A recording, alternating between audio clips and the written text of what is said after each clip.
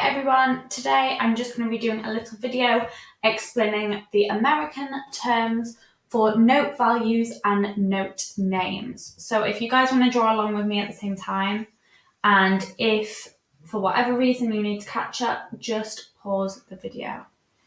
So here we have a quarter note. This is worth 1 beat or 1 count. Whichever one you want to say, as long as you know what it means. 1 beat. Then our next one, we do a circle. We colour in both sides as a diagonal. We do a little stick up, and this is called a half note.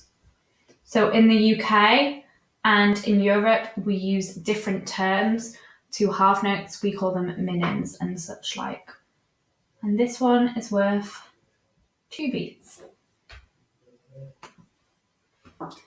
Then our next one is a bit like an oval. And we're going to colour in both sides. And this one is called a whole note. And this one is worth 4 beats or 4 counts. I hope that explains most of our basic note names and note values to everyone. If you have any questions, feel free to comment down below.